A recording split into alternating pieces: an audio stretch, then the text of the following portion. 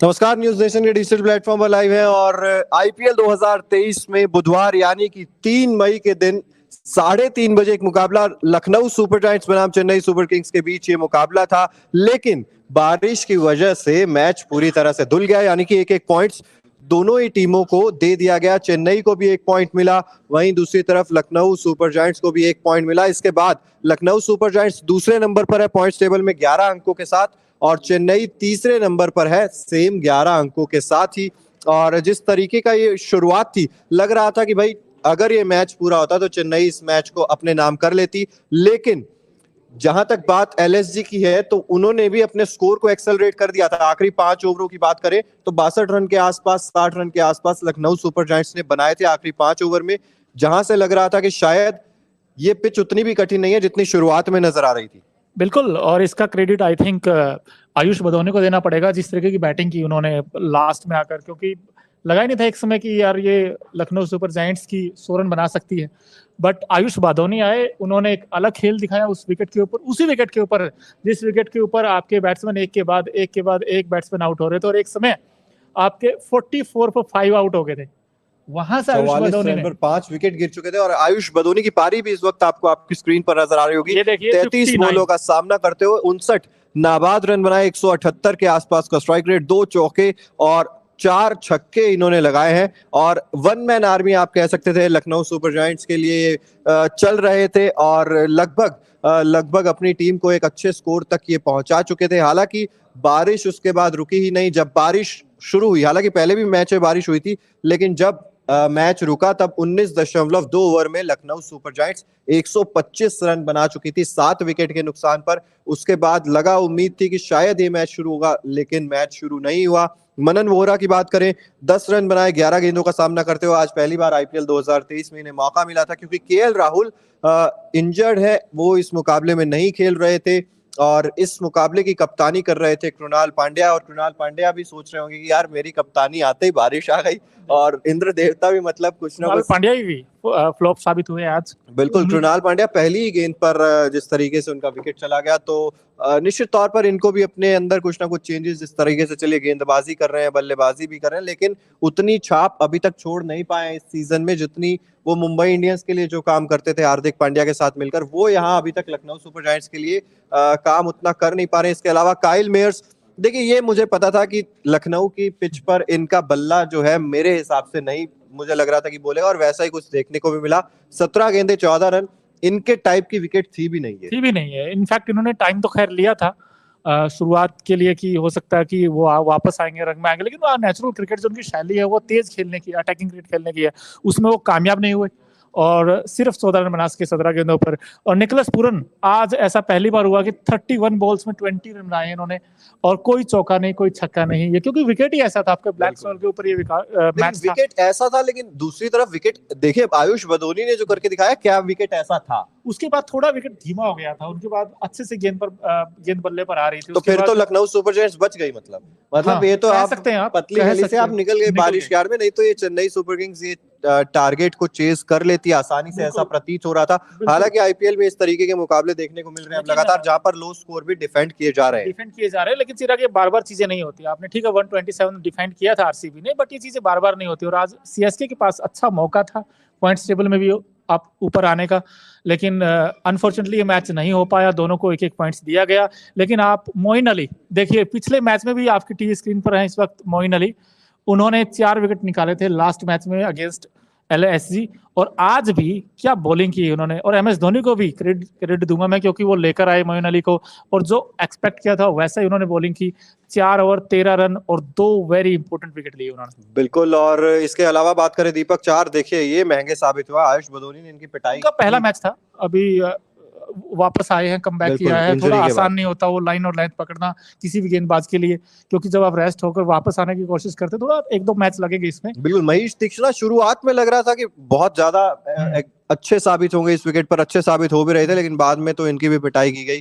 4 over 37 run खर्च करके 2 wicket इन्होंने भी लिए। इसके अलावा रविंद्र जडेजा की बात करें, 3 ओवर सिर्फ 11 रन इन्होंने भी खर्च किए, मतलब इकोनॉमिकल थे मोइन अली और रविंद्र जडेजा दोनों ही। बिल्कुल, ये पिटाई हुई सिर्फ महेश तीक्ष्णा के स्पिन डिपार्टमेंट में। हाँ, लेकिन रविंद्र जडेजा ने भी 3 ओवर में सिर्फ 11 रन देकर 1 विकेट लिया, ये भी इफेक्टिव साबित हुए, खासकर इस विकेट के ऊपर जहां पर गेंद थोड़ा सा फंस कर आ रहा था। तो इसी वजह से जो एलएसजी वो स्ट्रगल करता नजर आया और उनके बैट्समैन एक के बाद एक आउट होते चले गए। बिल्कुल, और पथिराना की बात करें तो देखिए पथिराना वो ओवर डाल ही रहे थे आखिरी, जब बारिश बहुत ज्यादा तेज हो गई थी। हालांकि ठीक है, इकोनॉमी इनकी भी ठीक है, विकेट्स भी लिए हैं, 2 विकेट्स तो चले ठीक है, सबको कुछ कुछ हिस्से में आया ही है। लेकिन यहाँ पर मुझे लगता है कि आपका क्या मानना है कि क्या लखनऊ सुपर जायंट्स मान ले कि बारिश की आड़ में बच गई, क्योंकि ये स्कोर मुझे लग रहा है कि चेन्नई बना लेती है आसान से, क्योंकि बाद में जिस तरीके से बदोनी ने बैटिंग करके दिखाई उस लिहाज से लग रहा था कि ये तो काम होने वाला था। अच्छा, एक सेकंड आपको रोकूंगा, अंकित त्रिपाठी कमेंट कर रहे हैं माही की बैटिंग देखने को नहीं मिली आज। बिल्कुल सर, माही की बैटिंग नहीं मिली। आशीष गौतम जी वही लिख रहे हैं, बच गई एलएसजी आज, तो बच तो गई नहीं। ये जो अंकित है इनको मैं बताना चाहूंगा, एमएस धोनी के लिए हम भी बेताब थे, क्योंकि फर्स्ट टाइम था वो इकाना स्टेडियम में खेल रहे थे, फैंस उनके लिए आए थे आज। वो ऐसा पहली बार हुआ था कि एमएस धोनी कोई मैच खेल रहे हैं लखनऊ में। तो अब क्या कर सकते हैं, बारिश आ गई, मैच रुक गया।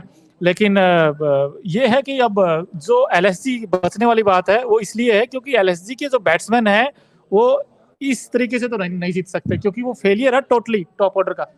वो तो भला हो आयुष बदौनी का, जिन्होंने आकर वो बैटिंग कप्तानी का कितना इम्पैक्ट मानते हैं आप इसमें? चलिए, अभी तो गेंदबाजी आई नहीं थी, क्योंकि अभी तो आपको सिर्फ बल्लेबाजी ऑर्डर क्रम सेट करना था, आपके पास ऑप्शंस ज्यादा थे नहीं।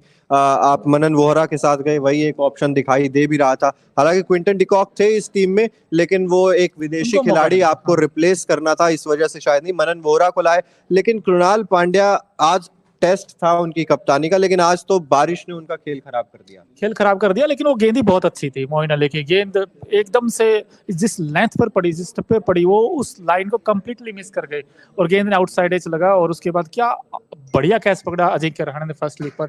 और होता कभी कभी एक गेंद आपका कभी भी आउट हो सकते हैं इस खेल में, लेकिन कुणाल पांड्या को अगर बॉलिंग होती तब देखना में वाकई दिलचस्प होता कि वो किस तरीके से रोटेट करते हैं गेंदबाजों को। एलएसजी इसलिए बच गई क्योंकि मैं माकूड नहीं इस टीम में, आपके जो फ्रंटलाइन गेंदबाज हैं, विकेट टेकिंग गेंदबाज है, वो नहीं है इसमें। तो मुझे इसलिए लगा था कि और क्विंटन डेवन कॉनवे जिस फॉर्म में है, इसलिए मुझे लगा कि एलएसजी आज बच गई। अगर ये मैच होता तो सीएसके आराम से जीत जाता है।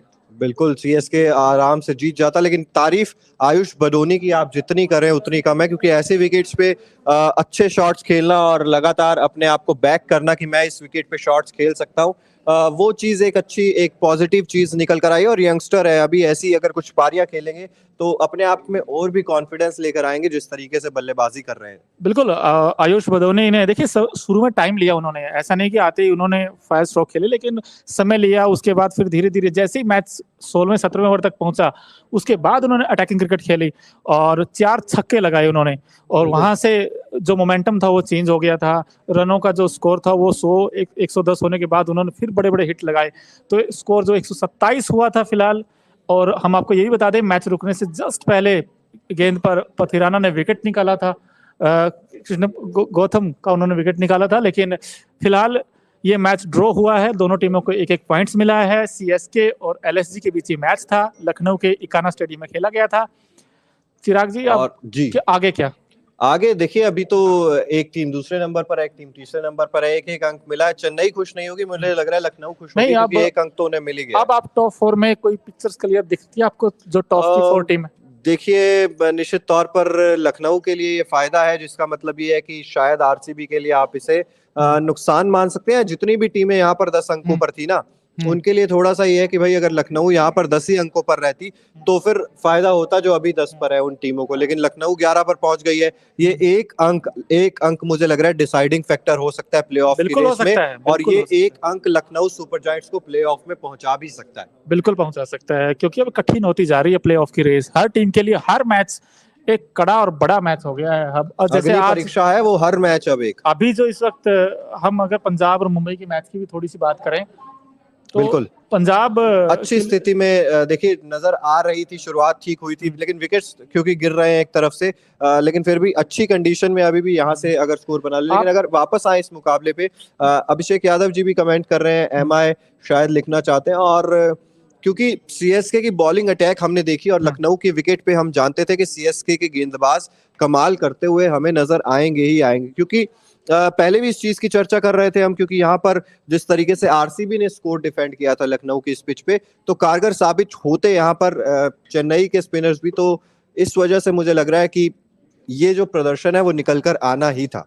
बिल्कुल, लेकिन वही है ना कि आज मोइन अली एक्स फैक्टर साबित हुए थे। जो फर्स्ट इनिंग हमने जो देखी है, सेकंड इनिंग में आई डोंट नो क्या होता कि यार मैच किस तरफ ज्यादा करवट लेता, लेकिन फिलहाल अगर आप दोनों टीमों की बात करें तो मुझे ऐसा लगता था कि आज सीएसके की बाजी आराम से मार जाते, क्योंकि उनके पास उनका जो बैटिंग कॉम्बिनेशन है वो बहुत बढ़िया है, क्योंकि उनके पास स्ट्रोक मेकर भी हैं और कुछ अच्छा भी संभल कर, जैसे अजिंक्य रहाणे हैं, वो आपको अच्छा स्टार्ट दे सकते हैं, एक क्योंकि विकेट नहीं गिरने देते, एक एंड संभाल के रखते हैं।